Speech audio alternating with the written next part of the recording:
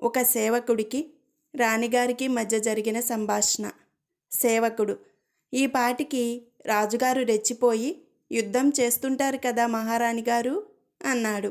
రాణి: ఏంది రెచ్చిపోయేది, కత్తి ఇక్కడే పెట్టి వర తీసుకెళ్ళాడు అని చెప్పింది. వర్షం పడుతుండగా ఇంటివైపు వడివడిగా అడుగులు వేస్తున్నాడు సుబ్బారావు.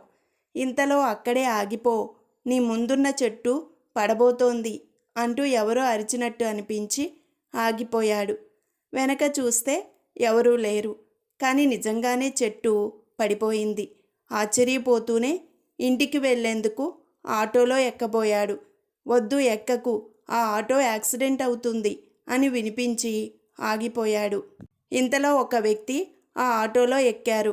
అది కదలగానే ఓ కారు వేగంగా వచ్చి దాన్ని గుద్దింది. సుబ్బారావు మరింత ఆశ్చర్యపోతూ, నన్నింతగా రక్షిస్తున్నావు, ఎవరు నువ్వు అని అడిగాడు.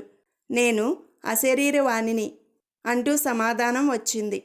ఇంతలా నా క్షేమం కోరేవాడివైతే నేను పెళ్లి చేసుకుంటున్నప్పుడు ఏమయ్యావు?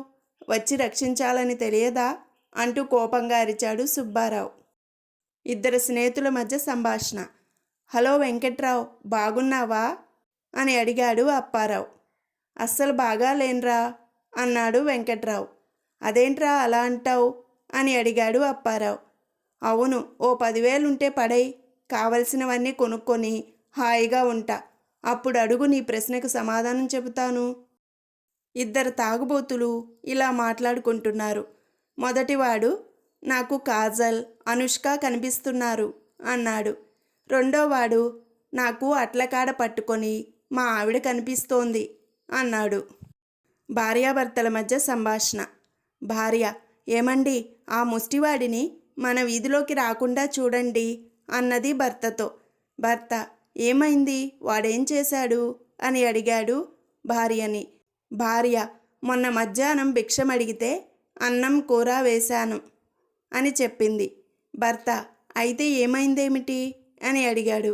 భార్య: నిన్న మళ్ళీ వచ్చి వంటల పుస్తకం ఇచ్చి ఇది చదివి వంట నేర్చుకొని మరలా భిక్ష వేయమన్నాడండి అన్నది.